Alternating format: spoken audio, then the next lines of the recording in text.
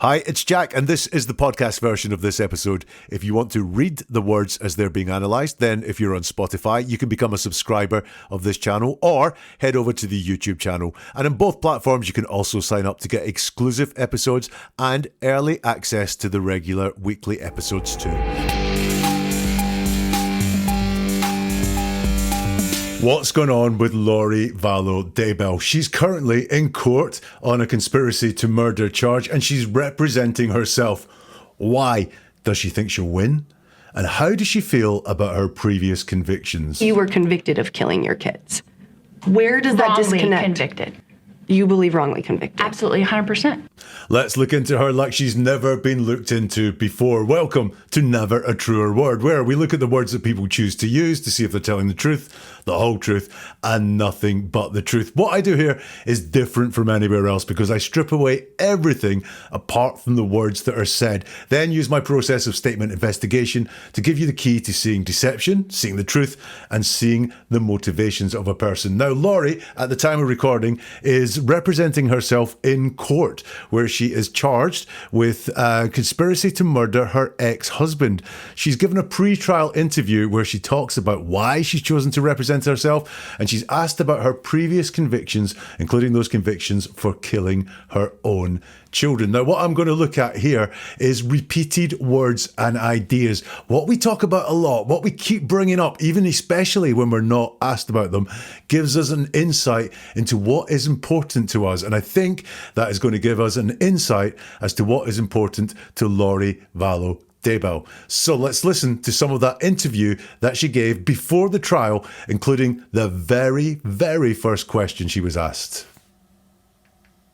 First and foremost, I want to ask you, why did you decide to represent yourself at this trial? There's lots of reasons. Obviously, being pro per is not an easy job. I'm not an attorney. I do not have training to be an attorney. There's something that I figured out when I got to this jail. You know, this experience has been 5 years running. Okay. I went through a whole trial, before in my other state, and then I was brought here to Arizona to face some more serious charges. And I came here with the intention of having a speedy trial, right? I wanted to, these charges came first, right? So they're like 5 years old. So I, first talked to the attorneys. I was like, they've had 5 years, the prosecutors, to put their case together, and I really want to go to trial. Like, we need to go. So I'm in a max pod, with the max women, and there's about 8 women in my pod facing death penalty. And, I was facing the death penalty in Idaho. I was the only one in that jail because it was a very small town and a small jail. But here, these women have been waiting for their trials for 5, 6, 7, 8 years to go to trial in a jail, okay? And then during this experience, I've been in 4 different facilities during this experience, right? Because I've been shuffled all over the country, right? Came from Hawaii to Idaho to Boise, back and forth. So I've experienced 5 different facilities now. This is the 5th facility I've been in, and it is the worst. Okay, so first answer, and I think there is so much revealing in this answer from her. The question is, first and foremost, I want to ask you, why did you decide to represent yourself at this trial? Now, you've heard what she had to say. Can you tell me why she decided to represent herself at the trial?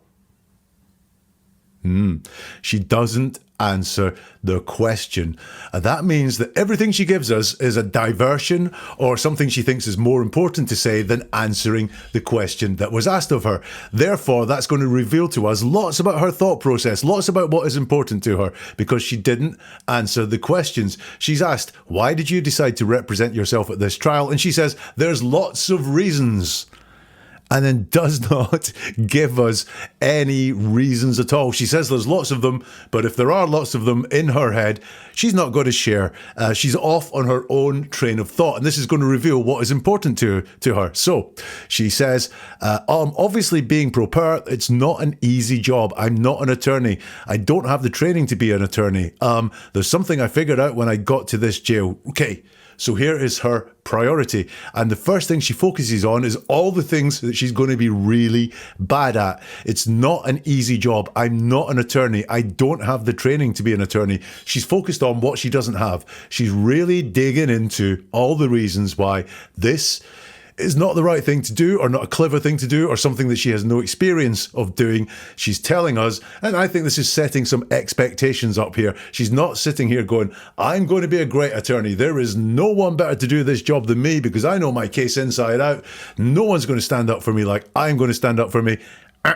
That's not what she does. She tells us why it's going to go badly. She tells us it's not an easy job. She tells us I'm not an attorney. She tells us I don't have the training to be an attorney. The first thing out of her head, I think this could be setting some expectations about why it might not go very well for her. Maybe she doesn't care about that. We'll come on to that as we go through the analysis. Maybe it's this was recorded just before the trial. So maybe this is really in her head of, man, this is going to go really, really badly because I'm not an attorney and it's not going to be an easy job. And then she says, there's something that I figured out when I got it to this jail, and she goes to talk about what that is, but these are her priorities. She's not going to be very good at this, or she doesn't have the training to do this, and also this thing she figured out when she got to jail, and she kind of expands on that. She says, this experience has been 5 years running, okay? Now, she does this a lot when she's talking. She checks in that little okay at the end of the sentence. This experience has been 5 years running, okay? Now, that is either her sort of controlling personality saying, okay, this is the truth. I'm saying okay at the end of it to check that you get how important this is. Okay, right, this is important. I'm commanding you that this is the deal. Okay. Or she's nervous and she is worried about how she comes across, and she wants to ensure that the interviewer understands what she's talking about. For me, I go with the first one. I think this is a bit of controlling language. She's putting in convincing things like, okay, to say, don't question any of this. This is damn obvious. That's why I'm saying okay at the end of it. Then look at how much legal concepts come up in the next part of this answer. She says, I went through a whole trial, before in my other state, and then I was brought here to Arizona to face some more serious charges. And I came here with the intention of having a speedy trial, right? I wanted to, these charges came first, so they're like 5 years old. Big old mishmash of an answer there. What can I get from inside that? She's in the system, right? All she thinks about now is jail and charges and trials, because in this whole answer she mentions trial, serious charges, a speedy trial, charges that came first. So she is in the system. This is her life now. Trials, being in prison, being in jail, charges that she's fighting and so on. This is her life. This is what is going on. We have the beginning of the concept of time here. She says this experience has been 5 years running. She wanted a speedy trial. So speedy is about time as well. 5 years is maybe a long time. Speedy is making it go all fast. These charges came first. So again, that's an order of time that she's talking. And again, they're 5 years old. So the concept of time, very, very important to Lori Vallow Daybell, as is the concept of the legal system that she is in. And she also has a right there, which is like the 5 years running. Okay. She says, I came here with the intention of having a speedy trial, right? And I think, again, this is the truth. I'm just making sure you got this, but you need to get this. It's not arguable here. So I'm putting in right to convince you that don't even come and question any of this. But you'll notice it's all legal. None of it is personal. She doesn't talk about herself, her emotions, anything that she's going through at all. It's all about the legal process there, that part of the answer. And she says, so, I first talked to the attorneys. I was like, they've had 5 years, the prosecutors, to put like their case together. And I really want to go to trial. Like, we need to go. So we can see again, time is her driving force. There's been 5 years, but she wants to go to trial. We need to go. So time is her driving force. In other words, getting this over and done with. You'll notice, saying as she's really serious charges, she's representing herself, that what is important to her is getting the trial done. She's not talking here about justice. She's not talking here about winning, proving her innocence or anything like that. She's just talking about doing it. You'll also notice that we've got attorneys, prosecutors, case, trial, more legal words. She's in the system. The system is her life now. Then she talks about these other women that are in the jail with her. She says, so I'm in a max pod, with the max woman, and there's about 8 women in my pod facing death penalty. And, I was in facing the death penalty in Idaho. I was the only one in that jail because it was a very small town and a very small jail. So she brings up these other women, and she's got this kind of concept of, I'm doing it for these other women. I'm not just doing it for me. I'm not selfish, Lori Vallow Daybell at all. I'm doing it for these about 8 women that are in jail with me. But look how quickly they disappear when she's talking. She talks about that she's in this max pod with max women. There's 8 women and they're facing the death penalty. And then it all becomes about her again. And, I was in facing the death penalty in Idaho. I was the only one in that jail because it was a very small town and a very small jail. So she does bring in this concept of doing it for other people. She can't hold on to it for a long time. I don't think she is doing it for other people. I don't think these women mean anything at all to Lori. I think this is all about her. So she mentions the other woman, but she can't hold on to that thought, and she can't talk about them very long at all. We just have more legal terms there. She talks about the max pod with the max woman, legal jail terms. So again, she's just in this system. This is just her life, talking about them facing the death penalty there. The next part of the answer, exact same concept. She starts talking about the woman that she says she's doing this for, but then once more, she moves back to herself. The words are, but here, these women have been waiting for their trials for 5, 6, 7, 8 years to go to trial in jail, okay? And then during this experience, I've been in 4 different facilities during this experience, right? Because I've been shuffled all over the country, right? Came from Hawaii to Idaho to Boise, back and forth. And she's going to say back and forward, but she doesn't. But you can see again, she talks about these women waiting for their trials for 5, 6, 7, 8 years to go to trial. And then it's back to her.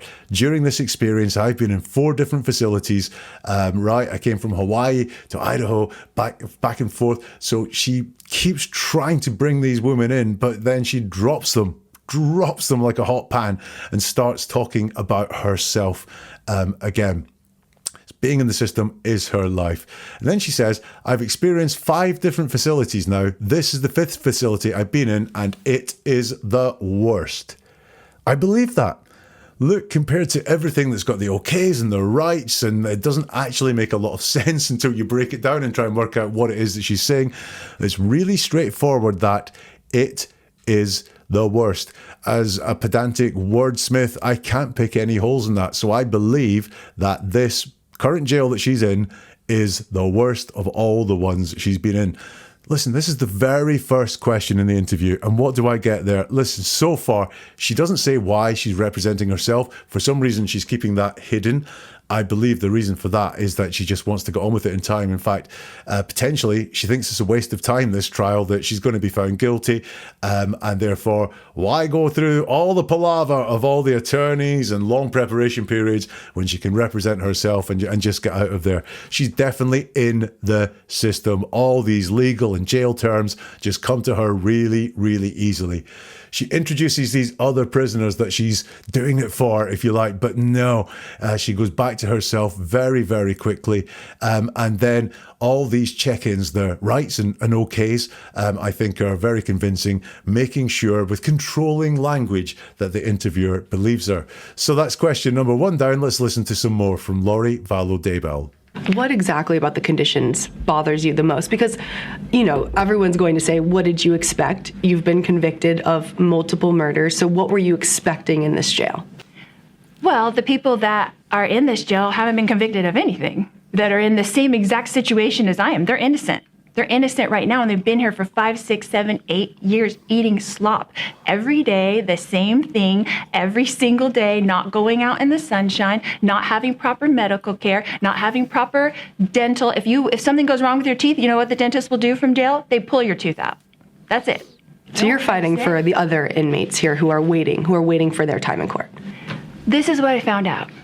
Arizona, different from other states, and I only know the 2 states because I've only dealt with 2 judicial systems, right, has no intention of giving anybody a speedy trial, even though it's your constitutional federal right, okay?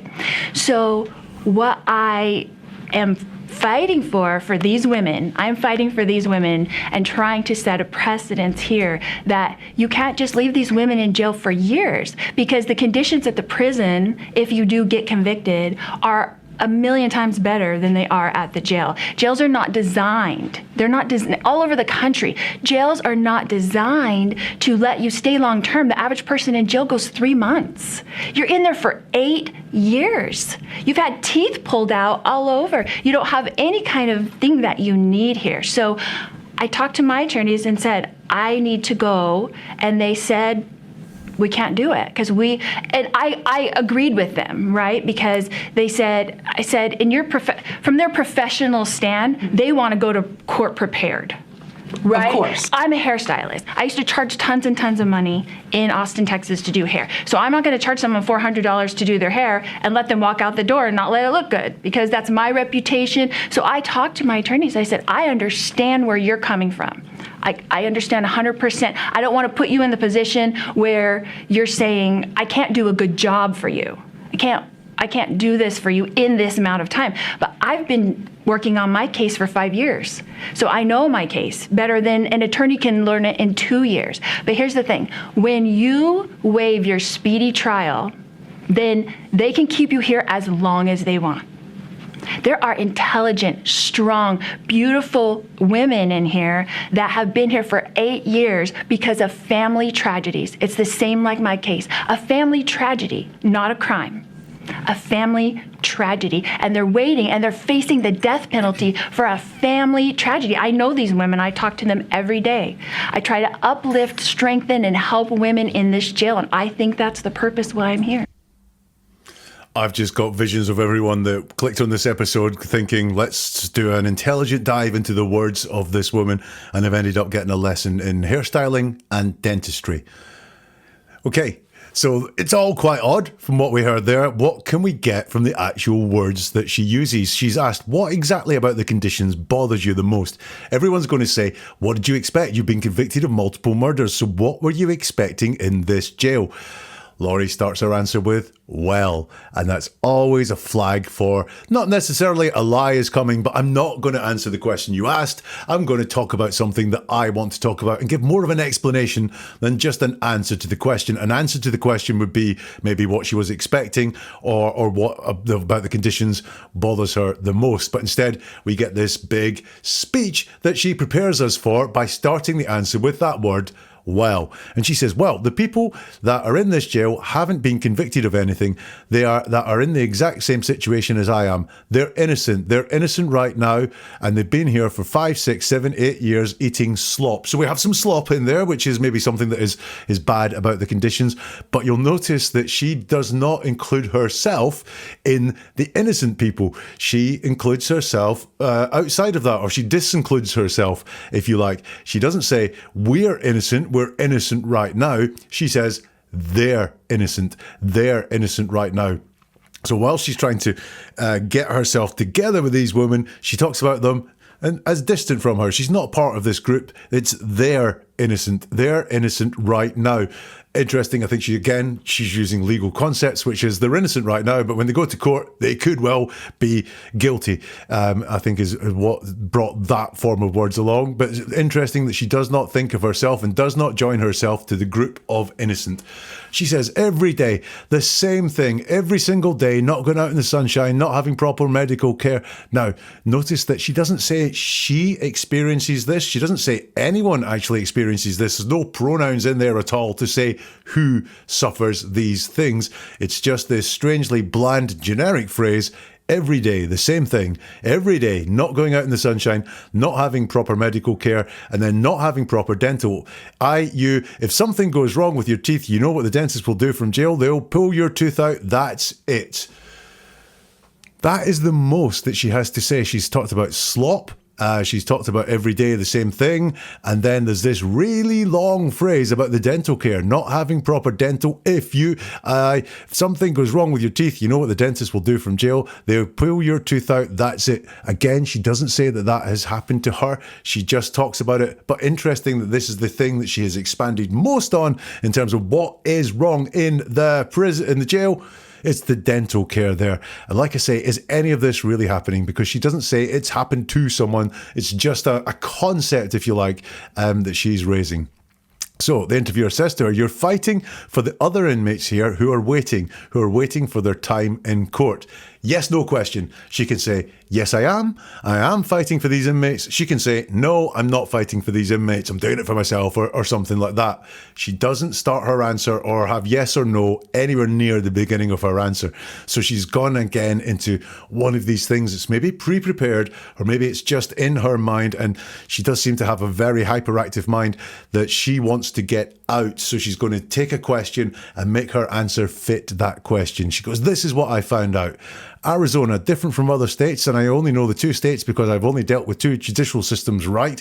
And this feels very commanding, and do listen to me. I'm an authority on all of this. I think a controlling personality is coming out there.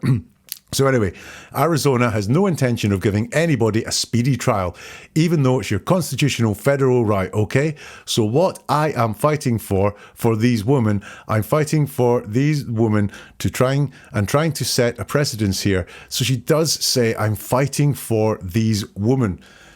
Going to be a concept that's going to become important as we go through the analysis. I am fighting for these women. So eventually, after talking about Arizona and speedy trials and so on, she does come back to something that she was asked in the question, which is, what are you fighting for? Still not quite sure what it is. I'm fighting for these women and trying to set a precedence here that you can't just leave these women in jail for dear years, because conditions at the prison, if you do get convicted, are a million times better than they are at the jail. So we've been told that these women are innocent, or it's been hinted that they are innocent, but you'll see what she's fighting for here is just better conditions, a move to the prison, because there's no mention of justice for these women. There's no mention of setting innocent people free. And she also implies that they are all going to be found guilty, because the best thing that she can fight for is they will get out of the jail into the prison where the conditions are a million times better. So even she doesn't think that anyone in this whole process is innocent or is going to be found innocent at trial. I think that includes her. I think, again, this is just all about time. She just wants to move from this jail that she does not like towards a prison where she's told that conditions are a million times better. She tells us jails are not designed, they're not all over the country, jails are not designed to let you stay long term. She says the average person in jail goes 3 months. You're in for there for 8 years. You've had teeth pulled out all over. So once again, she's gone to having teeth pulled out. I think there's a reason why she mentions having teeth pulled out, which we'll come to again later on there. But listen, the question was about fighting for the other woman. And she says, you don't have any of that kind of thing you need here. So I talked to my attorneys and I said, I need to go. And they said, we can't do it because I agreed with them, right? So once again, she's asked about these other women and she sort of mentions them. She gives them some lip service, but then whoosh, it all comes back to Lori Vallow Daybell, the most important person in her world by far. She wants to give us this impression she's doing it for other people, that she's a very nice person and she's very worthy in doing things for other people. This is not just about me, but it's for everyone, these 8 women that are there. But it's all about her, because every time she starts talking about those other women, it just comes back to her. So she starts getting a little bit stuttery here. The attorneys said, we can't do it because that tails off, and she says, I agreed with them, right? That stutter on the I suggests there's some nervousness there. When we stutter on I, we're joining ourselves to whatever comes next, but I, and then whatever comes next. The thought process is, am I ready to join myself to this, especially if it's a lie? So I'm not so sure that she did agree with them, because she feels the need to tell us that she agreed with them. Why would she feel the need to say she agreed with them? Why was what the attorneys just say not taken as fact? Because they said, I said, from their professional stand, they want to go to court prepared, right? Now you can see how this is starting to fall apart here. It's getting very stuttery. I agreed with them because they said, I said, from their professional stand, they want to go to court prepared, right? And then she says, I'm a hairstylist. I used to charge tons and tons of money in Austin, Texas to do hair. You can see some ego coming through there, which is, look, I'm not just a jailbird. I'm not just a convict. I'm not just someone who's in here for multiple murder convictions. I'm a hairstylist. I used to charge tons and tons of money in Austin, Texas to do hair. Now, do you notice the tenses there?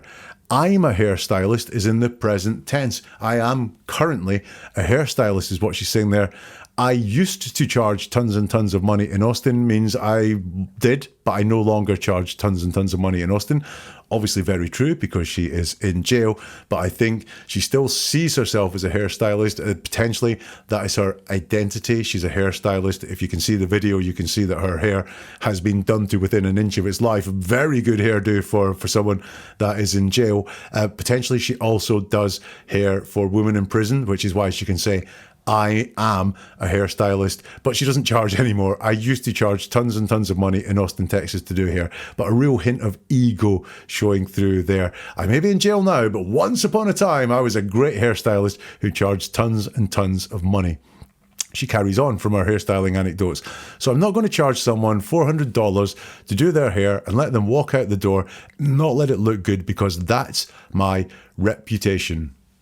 She's trying to talk about how she identified with the attorneys here, and she understands that the attorneys don't want to go to a quick trial because they won't be prepared for it and their reputation is on the line. And so she's drawing this analogy with what she used to do as a hairstylist, but she's in the present tense here, saying that if someone walked out the salon with not good hair, her reputation would be ruined. Lori, I hate to break it to you, your reputation is about a lot more now than your hairstyling prowess. So I talked to my attorneys. I said, I understand where you're coming from. I understand 100%. We've got the stutter coming here again on the word I, so I'm not sure she did understand 100%. It's not true. She's stuttering because she doesn't want to join herself to a lie, because that's what no one, or in general, people don't like to join themselves to a lie. I understand 100%. I don't want to put you in the position where you're saying, I can't do a good job for you. Another stutter on the I. I can't do this for you in this amount of time, but I've been working on my case for 5 years. Do you think it's been 5 years, by the way? She has mentioned that once or twice. So I know my case better than an attorney can learn it in 2 years. But here's the thing. When you waive your speedy trial, then they can keep you here as long as they want. And in here, we have the concept of time coming back again. An attorney can learn it in 2 years. When you waive your speedy trial, so speedy is again about time, they can keep you here as long as you want. So once more, she's on this concept of time and trying to hurry up time with this speedy trial. She goes back to the women. They are intelligent, strong, beautiful women in here that have been here for 8 years because of family tragedies.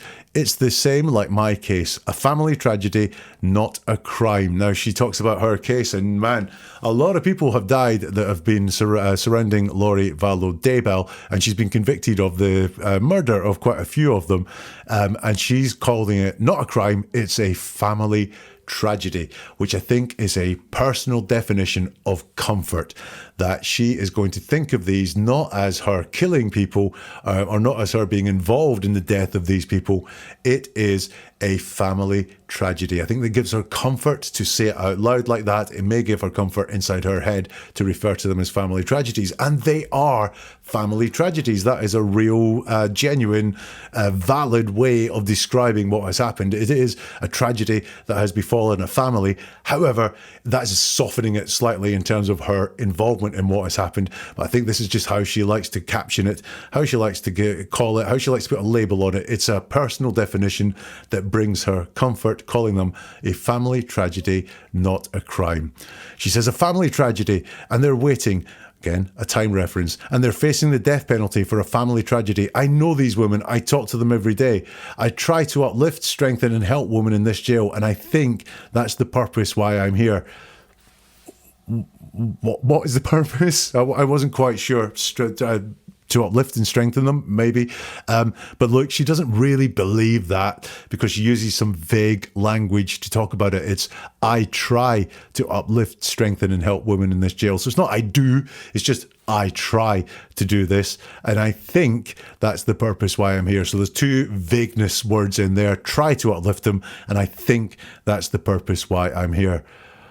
That's been quite a lot. So far in this answer, look, her focus is on getting moved. And getting moved quickly, I think, because we've seen all those concepts of time. She wants to go to prison where conditions are a million times better than where she is now. Lots about image. the teeth being missing, the hairstylist, which is obviously all about how you look, but also how she comes across. She wants to talk to us about her business acumen, that she's not just this jailbird or this person known for family tragedies, in inverted commas. But hey, she used to have business acumen. She used to run a great business that she had a great reputation for, as well as the hairstyling, as well as having teeth removed. Image seems to be very, very important to us. And then she wants to talk to us about helping others and show us how nice she is. She's helping these women. She's reasonable with attorneys. Not sure I buy a hell of a lot of that. From Lori Vallow Daybell. Now, she spoke about personal tragedies. This is very interesting. What happens when the interviewer pushes her on these family tragedies? Can you define family tragedy for me? Yeah. Obviously, you were convicted of killing your kids. Where does that Wrongly disconnect? convicted. You believe wrongly convicted. Absolutely, 100%. So then, how do you address that? You were convicted of it. They're not here. So what happened? Okay. Can we cut for just a second? Well, that was interesting. Can you define family tragedy for me? She says, yeah. So there's a yes or no question that she says yeah to. The interviewer says, obviously you were convicted of killing your kids. Where does that disconnect? And then Lori interrupts and says, wrongly convicted. So she doesn't want to let it go past that she was convicted, which is factual, but she wants to say wrongly convicted. And the interviewer says, you believe wrongly convicted. I think she says it as a question, not a statement. And Lori Vallow Daybell says, absolutely 100%. Now, that's just an interesting answer for me. Number one, it's got the word absolutely in there. It's a yes, no question. You believe wrongly convicted? Yes, I do. No, I don't. But she doesn't say yes or no. It's absolutely. So it's not just yes, it's absolutely, which she's using like a super less to persuade us that she really does believe she was wrongly convicted. She feels like yes would not be persuasive enough, would not show enough commitment and passion for how wrongly convicted she is. So she turns it up a notch. She turns it up to 11. Instead of just saying yes, she says absolutely 100%. You'll notice there's something missing from the answer, I hope. You believe wrongly convicted? Absolutely 100%. Lori Vallow Daybell is not in that at all. She doesn't use any personal pronouns. Yes, I was wrongly convicted, or yes, I believe I was wrongly convicted. She takes herself out of that answer altogether and just says absolutely 100%. Then it's all very interesting because the interviewer says, so then how do you address that? You were convicted of it. They're not here, so what happened?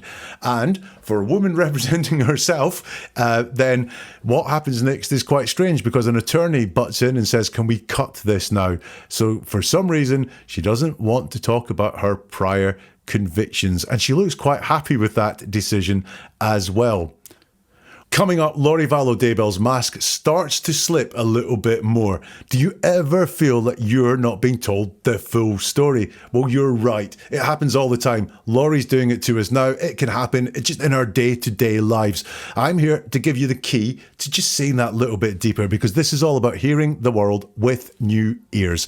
I'm on a mission to share this with as many people as possible. So if you want to unlock that secret, subscribe to this channel, follow, join in the movement if you can. Also delve into the archives. There is a treasure trove of cases waiting to be explored where I dig into the words that people use and give you tips to use in your day-to-day life for understanding whether you're hearing the truth or deception and the motivations when people speak. And if you know someone who needs this skill, someone who deserves to hear the truth, then hit the like button, share this and recommend it and pass it on because every single click, every single share, it fuels the fire. It allows me to dig deeper, analyze further, and bring this life-changing skill to even more people. I hear from people, grateful audience members who've navigated tricky personal life situations using the listening skills and the analytical skills that they've learned on this channel. Your like, your share, your recommendation could help someone like that. It is a great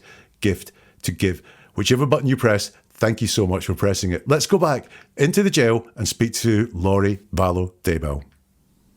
What's your biggest complaint? What do you want to see happen? And is that the tone that you want to take throughout this trial? I don't think that I'm trying to set a tone. That's not my intention, is to set a tone. It's and I'm not a fighter, okay? So my whole life, I've been a peacemaker. I'm a person that loves everybody, a person that gets along with everybody. I don't like to fight. So this is a challenge for me to even fight for myself, to fight for these women, to kind of stand up for the first time in my life, because I'm kind of been, I'm a people pleaser by nature. And it's been really difficult for me, but there's so many wrongs in the system. There's certain things that your attorneys won't say for you, because here's the problem. Your attorneys, they're professionals, right? So they're colleagues with the prosecutors, they're colleagues with the judges. And I get that, because I've worked in a professional environment, so I get that. You have to be, they argue their points, and then they go out to lunch. Like, I get that, right? I'm not doing that. I'm fighting for my life here, really. There's this notion from people in the public that feel you're representing yourself because you have nothing to lose, that this is a challenge, kind of a show, a game for you. Do you agree with that? I never hear any of this stuff because I'm in a room 23 hours a day, and we don't have any access to any kind of news. So, or any kind of anything, really. So I didn't know that people were saying that, but I wouldn't agree with that, obviously. So, what's your biggest complaint? She's asked. What do you want to see happen? And what is the tone that you want to take through this trial? And she starts off by talking about the things that are not happening. I don't think I'm trying to set a tone. So she's talking about something that isn't happening. I'm not trying to set a tone. That's not my intention, is to set a tone. So once again, there's no tone being set, okay? And I'm not a fighter. So what is happening here? She's started off by reacting to the question and telling us why the question's a bad one. I'm not trying to set a tone. It's not my intention to set a tone. And also, I'm not a fighter. When someone tells us what they're not, that is where their focus is, as Lori is going to prove for us as we go through this answer. She says, my whole life I've been a peacemaker. I'm a person that loves everybody, a person that gets along with everybody. I don't like to fight. Now, she has just said there, I'm not a fighter, and she wants to combat that by saying something else that shows that she's not a fighter. Look at how she uses extreme words that are 100% solid, if you like. So my whole life I've been a peacemaker. I'm a person that loves everybody, a person that gets along with everybody. So what she's saying there, it just can't be true unless she's bloody superwoman. My whole life I've been a peacemaker. Well, that's not true for anyone. We all are not these perfect people. So this is a lie, and this is her being very persuasive and manipulative as well. I'm a person that loves everybody. No one loves everybody. We might say we do, but we don't love everybody. She's using these extreme 100% words, totality words, to convince us and persuade us of something. So I don't believe this at all. Why does she feel the need not to be honest and talk about it in a more realistic way? Why does she feel the need to go and use these full, total words? My whole life, I'm a person that loves everybody, a person that gets along with everybody. Again, no one gets along with everybody. We've seen what happens if you don't get along with her, if you don't fit into her worldview. But she wants to tell us that she gets along with everybody. And then she says, I don't like to fight. Now, she's told us I'm not a fighter, but then she says, I don't like to fight. Wow, what's going on there? She doesn't like to fight. That's not saying she doesn't fight at all. It's just, I don't like to fight. So she doesn't have the real words to sort of show us what a peace-loving, nice person she is, what a fighter she isn't. This bit all doesn't fall together well.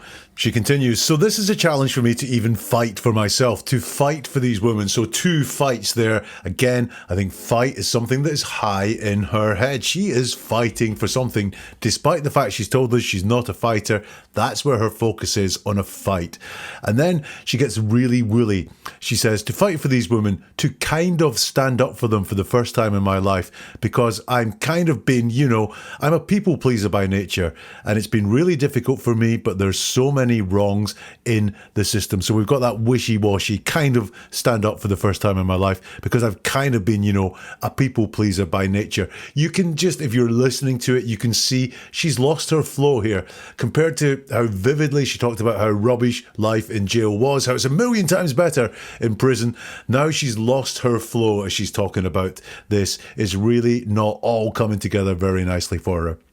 She goes on, there's certain things that your attorneys won't say for you because here's the problem. Your attorneys, they're professionals, right? So they're colleagues with the prosecutors, they're colleagues with the judges. And I get that because I've worked in a professional environment. So I get that, you have to be, they argue their points and then they go out to lunch. So once more, she's trying to tell us how she gets these attorneys. She says, I get that. They're colleagues with the judges. I get that.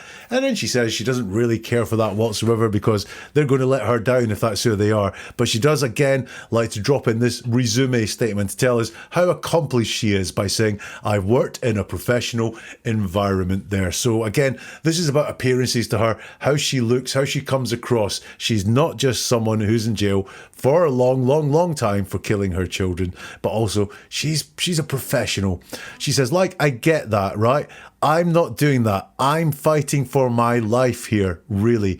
Did you notice that there? The women have gone again. She brings them in and talks about them for a little bit and then whooshing, they are gone again. And here she's only talking about herself. What's the fight that she's doing? It's not the fight for these other women. It's not the fight to prove they're innocent or anything like that. It's for herself. I'm fighting for my life here. Really. Remember that time when she said absolutely 100% when asked if she was convinced if she was wrongly convicted? And I said there are no personal pronouns in there. She is not in that statement whatsoever. Look how often she is in this statement. I'm fighting for my life here, really. So I believe she is doing this. She shows lots more commitment to the fight rather than to the wrongful conviction.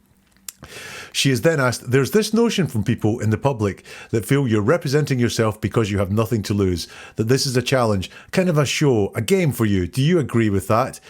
And she doesn't say yes or no. It's another yes or no question where she decides that she's going to go and give us something different. She says, I never hear any of this stuff because I'm in a room 23 hours a day and we don't have access to any kind of news. So, or any kind of anything really. So I didn't know that people were saying that, but I wouldn't agree with that, obviously. So that's a long time to answer because if you look right back to what the question was, some people feel you have nothing to lose. This is a challenge, a kind of show, a game for you. Do you agree with that? And at the very end there, after saying how she's not aware of any of these things, how she's in a room 23 hours a day, she has mentioned that before, by the way, she doesn't have access to any kind of news. She was not aware these things were being said. And then she says, I wouldn't agree with that, obviously. Obviously, a convincing word. It's a convincer. So it's obviously, don't question this.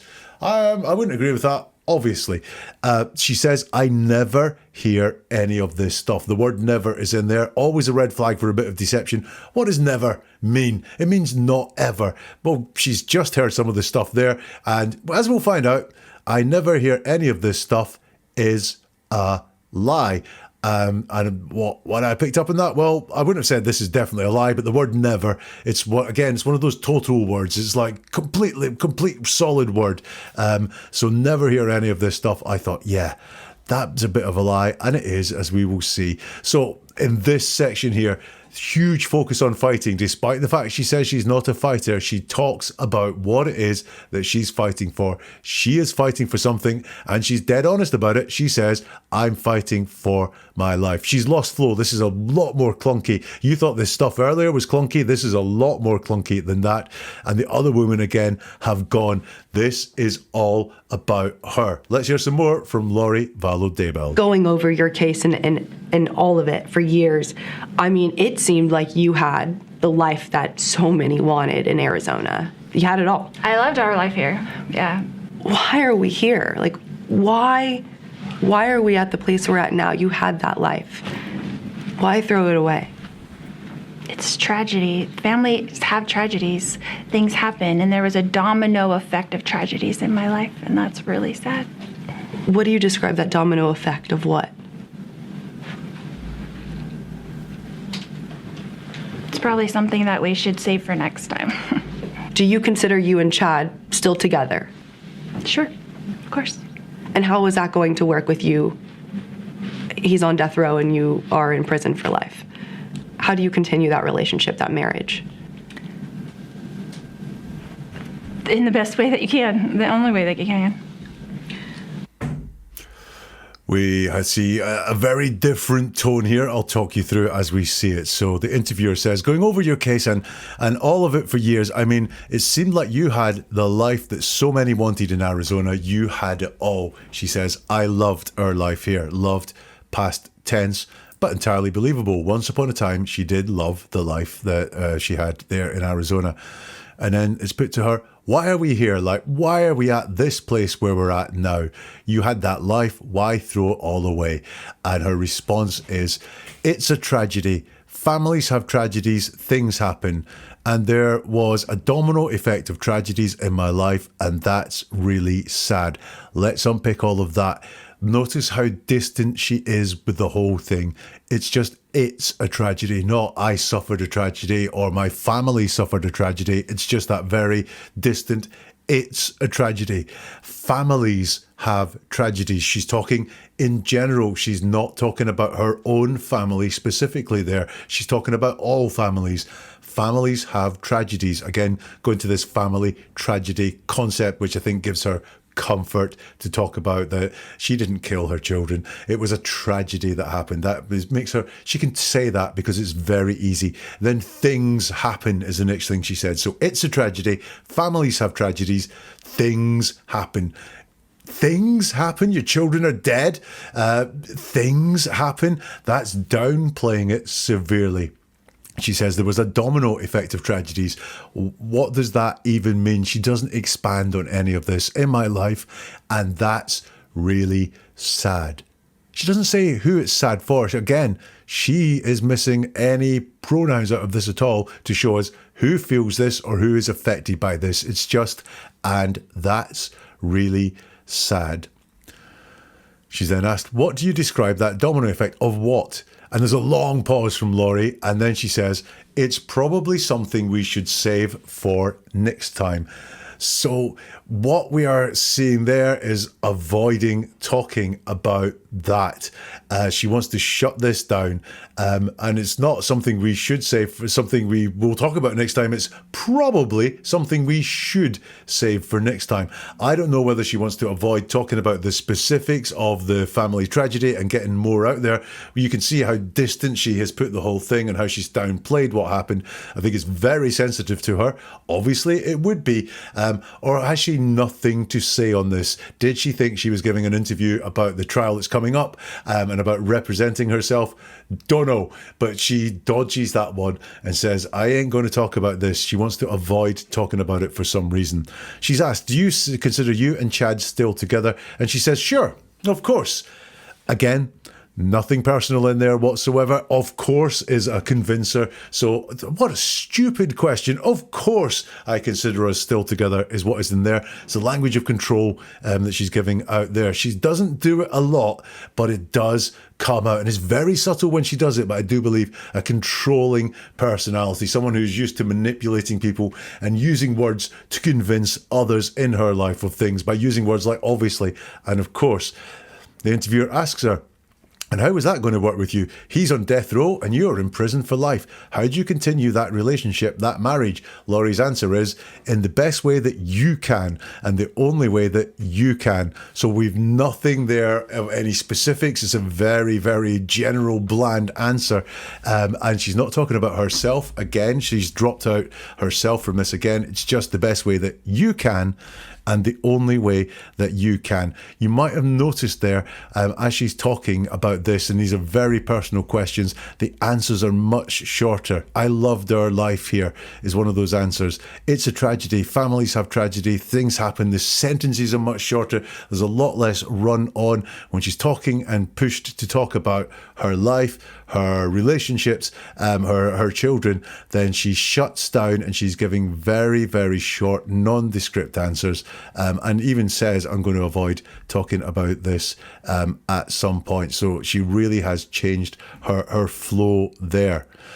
Let's get some more from Lori. What do you think people have wrong about you? Pretty much everything. Like what? Specifically, I don't really know what people think, because I don't have access to the kind of media that you guys are watching all these things. I never get to watch anything. Right. So I hear things from different people. I get text messages from people saying, oh, so-and-so said such and such. And I'm like, okay, I don't have access to what the people know. So I kind of can't clear it up because kind of don't know what it all is. If you could clear something up right now, what would it be? That I love everybody. That I'm here for a purpose. I think, God put me here in this jail, the worst jail in the country, they say, and I really can't argue it. But when I got here, the girls are like, did you know that you got brought to the worst jail in the country? And I was like, I can't argue that it's not. But he brought me here to help uplift and strengthen these women. And that's what I try to do every day. I'm a certified group fitness instructor, and I worked here at Fitness Works and taught aerobics. And so I teach a workout to the girls every day. We laugh together, we cry together, we pray together. We're all in our separate cells. We're in there 23 hours a day. So we just talk to each other through the cell doors, right? Like each of us get out an hour a day and we can talk to each other through the door. We have to take our shower and whatever. But this jail, some days you'll be in your cell for 3 days. They go on lockdown and you don't get out for 72 hours. You're just in your room. So I'm here to help strengthen these other women. Sometimes God needs somebody to go into the trenches. And I think he put me here for that purpose. Lots to go through there. The first question in that section was, what do you think people have wrong about you? And she says, pretty much everything. Now, the pretty much says not everything, that some people have things right about her. But she's asked, what do you think people have wrong about you? She says, pretty much everything. So even if we accept that a lot or some, which pretty much indicates, how does that fit into what she said earlier, which was, I never hear any of this stuff because I'm in a room 23 hours a day, don't have any access to any kind of news, anything really. I don't know what people were saying that, but I wouldn't agree with that. And yet, what do people have wrong about you? Pretty much everything. The two things do not go together. So she's pushed on it, and the interviewer says, like what? And Lori says specifically, which she says is a question, she's buying some thinking time here, because Lori does not like saying bad things about herself at all. We have seen it in the softening of what she's convicted of, softening of what she's accused of. She does not like saying bad things about herself at all. And this is forcing her to say, not owning the bad things, it's saying what people are accusing her of, but she wants to think of a way of getting out from under this. And so she starts using some really vague, minimizing words. She says specifically that buys her the thinking time. And she stutters on, I don't know. I don't really know what people think, because I don't have access to the kind of media that you guys are watching and all these things. I never get to watch anything. So I don't really know. Well, if you don't really know, you have some idea. You do have some things that are going on. It's just really know. So she's weakening it there with that really. I don't have access to the kind of media that you guys have, saying she does have access to some kind of media. And then she says, I never get to watch anything. That word never is in there again. Don't believe that. I think she does watch things. She says, so I don't. I hear things from different people. I get text messages from people saying...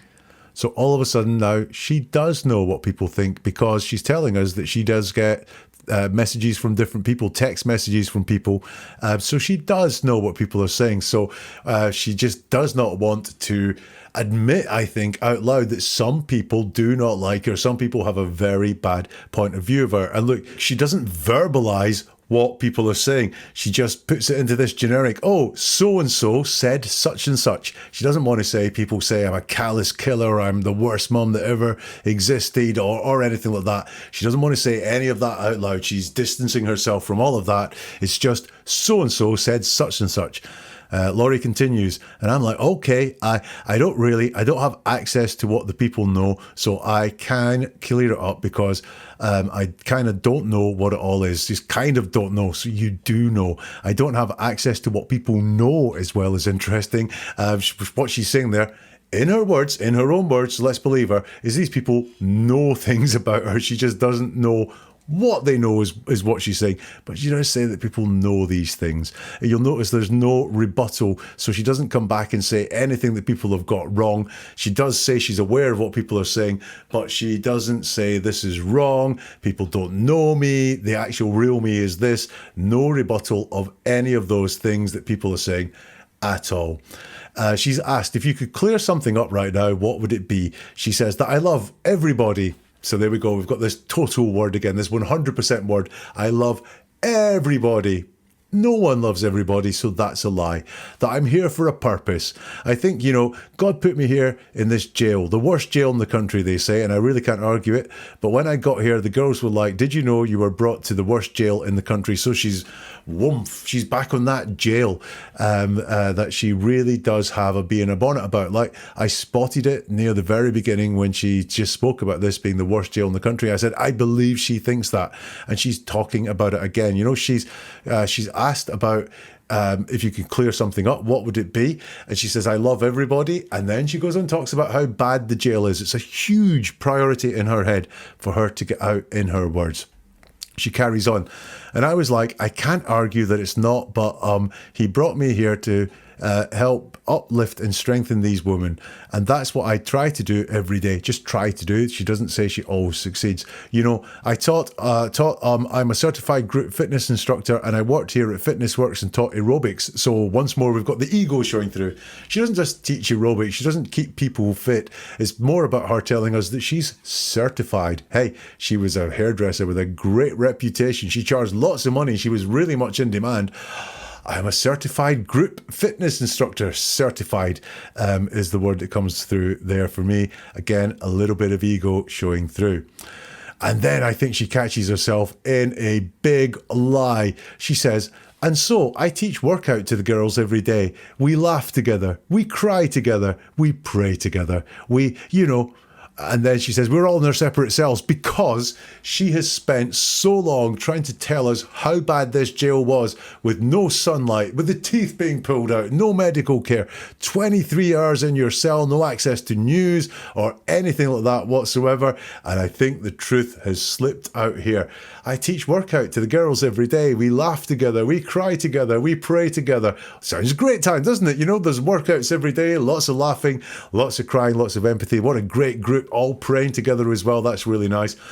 We're all in our separate cells. We're here 23 hours a day. So we just talk to each other through the cell doors, right? Like each of us gets out an hour a day and we can talk to each other through the door. Is that what happened? Or are you painting the worst possible scenario there? Did you realize that you're let out, that actually you're all right in there? It's not as bad as you're painting it. I'm not saying it's, like a day in the Garden of Eden. What I am saying is that laughing together, crying together, praying together sounds like quite a nice communal experience she can have at times there. And she realizes that as well. And she's like, oh, by the way, we're all in our separate cells. We have to take our shower and whatever, but in this jail, some days you'll be in your cell for 3 days. Now, that's, I think, is a misspeak, because some days you can't be in your cell for 3 days. It just doesn't work logically. They go on lockdown and you don't get out for 72 hours. Again, this is all about you. They go on lockdown and you don't get out for 72 hours. Not about her. You're just in your room. So I think she is painting this a lot worse than it is. She doesn't have the genuine, authentic experience to put herself in there with some personal pronouns and not saying, I'm just in my room for 23 hours a day. So I'm here to help strengthen these other women. Sometimes God needs somebody to go into the trenches, and I think he put me here for that purpose. I think he put me here for that purpose. She didn't really say what the purpose is. It's just being in this trenches and teaching aerobics. Maybe that's God's will. I don't know. That's what I have from that interview. Always useful to look at what is missing. What do I think is missing when I go back there? What would I have expected to hear? And what is missing for me is anything about proving her innocence, anything about success at the trial, what she thinks it is that she can achieve with the trial. There's nothing in there at all with an upcoming trial, conspiracy to murder her ex-husband. She's representing herself, and she does not once try to claim her innocence, hope that she will be able to prove her innocence to the jury or anything like that. I found that really, really, really glaringly missing in what she spoke about in that interview. So that is all I have.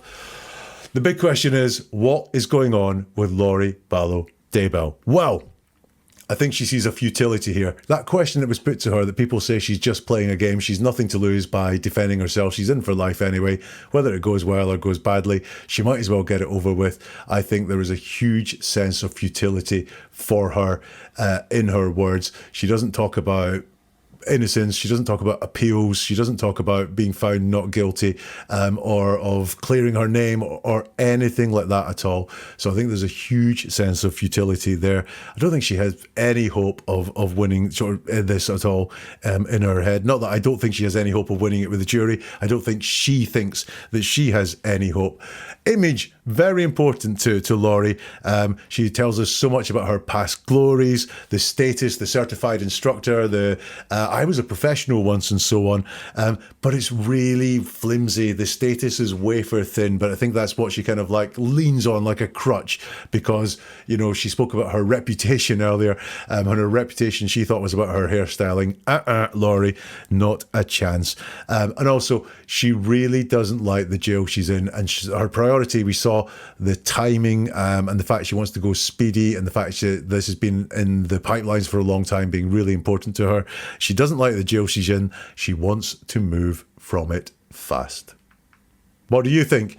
Do let me know in the comments if you can, or get in touch on social media. NeverAtruerWord.com is the website. There you will find a whole load more podcasts and videos so you can take a deep dive into the words that people choose to use and understand whether they're telling you the truth, whether they're deceiving you, and what the motivations are, what's going on in their mind, very much like we did with Lori there. If you want even more, you can become a member of the YouTube channel or a subscriber on Spotify, and you will get early access to episodes like this and also bonus exclusive episodes too. That's becoming a channel member on YouTube or a subscriber on Spotify. You can check out all the details of absolutely everything at neveratruerword.com. And we'll see you soon for something new from Never a Truer Word.